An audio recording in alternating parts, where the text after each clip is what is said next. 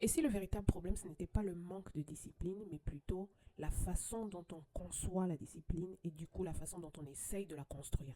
La troisième chose que j'estime extrêmement importante lorsqu'on parle de discipline, c'est le principe de Pareto. C'est un principe selon lequel 80% des résultats qu'on obtient dans n'importe quelle activité ou n'importe quel projet sont directement causés par 20% de nos efforts.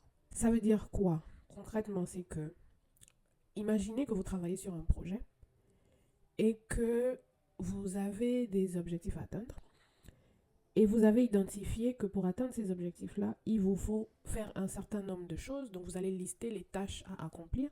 Et sur les 10 tâches, imaginons que vous identifiez 10 tâches à accomplir.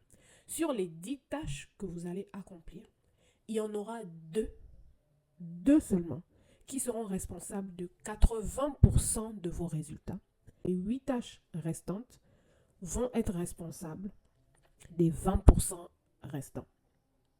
Je ne sais pas si c'est clair, mais concrètement, ça veut dire qu'il y a tout un tas de choses qu'on fait qui en réalité ne font pas vraiment évoluer les choses. Ça contribue, oui, ça contribue à accomplir les 100%, mais c'est beaucoup d'efforts pour très très peu de résultats.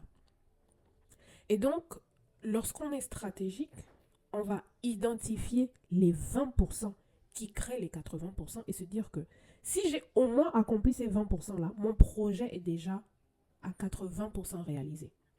Je peux donc décider de ne me focaliser que sur ça, en fait. Et donc, la troisième chose que je voulais vous exhorter à faire, c'est de comprendre et réaliser que on n'a pas besoin de tout faire. On n'a pas besoin de trop en faire. On a juste besoin de se concentrer sur les choses qui font vraiment la différence. S'il y a quelque chose dont j'ai personnellement horreur, ce sont les réunions qui ne servent à rien. Les réunions qui s'éternisent.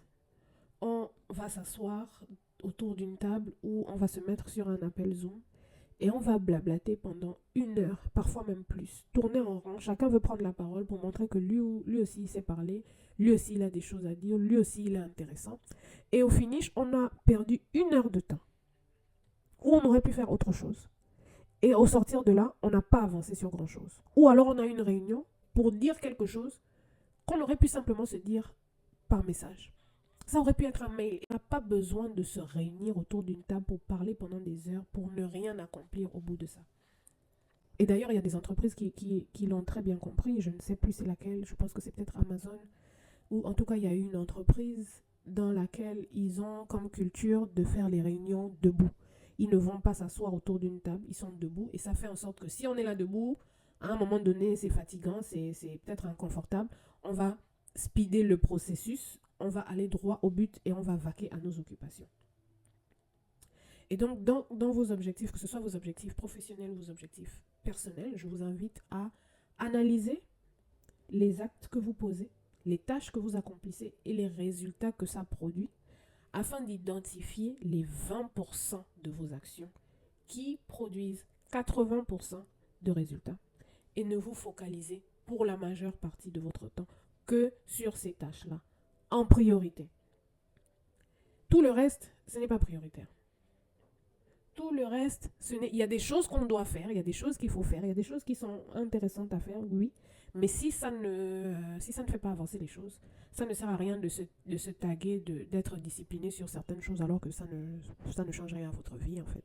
Donc voilà, si vous vous posez encore la question, si vous avez du mal à être discipliné sur certaines choses, pensez à ces 3 choses-là que j'ai partagées avec vous aujourd'hui, notamment le fait d'adopter l'identité de la personne qu'on cherche à devenir, d'être stratégique sur la manière dont non seulement on se fixe les objectifs, mais surtout comment on répartit nos tâches.